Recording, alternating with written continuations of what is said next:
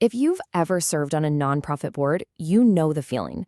You're sitting in a committee meeting that feels, well, kind of pointless. It's just drifting along with no real direction. It's a super common frustration, but it absolutely doesn't have to be that way. Today, we're going to lay out a clear blueprint to turn your committees from a source of frustration into a real powerhouse for your mission. All right, let's get into it. So here's our game plan. First, we'll dig into why so many committees feel like they're in crisis. Then, we'll unveil the one tool that can fix it, the committee charter.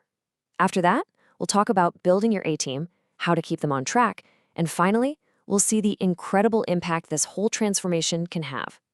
So let's kick things off by looking at a problem that, a lot of nonprofit leaders know all too well. Seriously, think about it for a second. Have you ever left a meeting and thought, what did we actually accomplish? If that sounds familiar, it's the first big red flag that your committee might be in crisis. And trust me, you are not alone in feeling this way. And hey, this isn't just a gut feeling. The data totally backs this up. Research consistently shows that fundraising is the #1 area where nonprofit boards struggle. And when a committee that important is struggling, the whole organization feels it.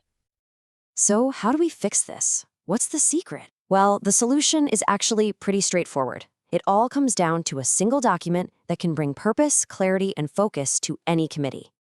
Let me introduce you to the committee charter. I want you to think of this thing as the constitution for your committee. It's your blueprint. It's a formal document that lays out exactly why the committee exists, what it has the power to do, who's on it, and how it operates. No more confusion, no more guessing games. And this really gets to the heart of it. A charter is what moves a committee from chaos to clarity. It's the difference between a random group of people just showing up to a meeting and a focused team working together toward a clear shared goal. So what exactly goes into this blueprint? Well, it boils down to these 5 key things. You need a mission statement, rules for membership, a clear definition of the committee's authority, a specific list of responsibilities, and of course, guidelines for meetings. It covers all the bases. Let's make this feel a little more real. Instead of a fuzzy goal like improve student achievement, a charter gets super specific. A committee's charge would list concrete, actionable tasks like reviewing performance data, conducting a climate survey, and checking curriculum alignment. See the difference? Now everyone knows exactly what they need to do. Okay, you've got the blueprint. Awesome. But now, who's actually going to build the thing? Let's talk about putting together the A-team that's going to bring that charter to life. First, it really helps to know what kind of team you're building. You've got your standing committees like finance or governance. They're the permanent ones that handle ongoing core work. Then you have ad hoc committees. Think of these as special task forces for a specific project, like planning the annual gala. They get the job done and then they disband. It's also crucial that everyone knows their role. A big mistake is thinking the chair is the boss. Nope, the chair is the facilitator, the guide. And the members? They're not just there to listen. They're active advisors and ambassadors. The key here is that everyone has an active part to play, just with different jobs to do.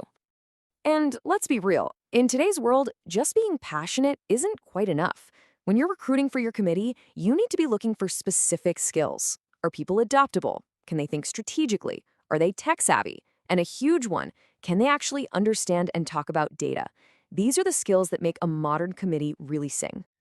So you've got a killer charter and an amazing team. You're all done, right? Well, not quite. Building the car is one thing. You still have to do the regular maintenance to keep it running smoothly for the long haul. This quote from McKinsey really nails it. Effectiveness isn't a one-and-done thing. It's an ongoing process of talking, checking in, and staying committed. It means you have to regularly step back and ask, how are we actually doing? So what does that check-in look like? It really comes down to these 3 big questions. First, are we still aligned with the mission? Is our compass pointing true north? Second, do we have the right people and the right resources to get the job done? And third, are we actually tracking our performance and using that info to get better? And here's a super simple, practical tip. Just put it on the calendar.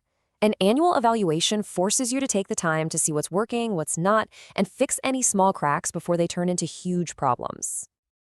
And this is so important. This whole process of checking in has to lead to real change. That charter you wrote, it's an amazing tool, but it's not meant to be set in stone. It's a living document. As your organization grows and changes, your charters have to be ready to grow and change right along with it. Okay, let's wrap this all up and look at the truly awesome transformation that happens when you put this blueprint into practice. This is why all of this work matters so much. The payoff is huge. We're talking about the absolute pillars of a healthy nonprofit: more financial stability, a stronger focus on the mission, deeper engagement with your community, and way smarter strategic planning. This isn't just boring administrative stuff. It is absolutely mission critical. You start here, with that all too familiar feeling of a group just spinning its wheels, wasting time and energy in meetings that don't really go anywhere. And this is where you end up. Your committees become true strategic assets. They become focused, efficient, powerful engines that are actively driving your organization's mission forward every single day. So I'll leave you with this one question to think about. Take a look at your own organization. Think about your committees. What's the very first practical step your board can take, maybe even this week, to start building its own blueprint for success? Thanks for joining me.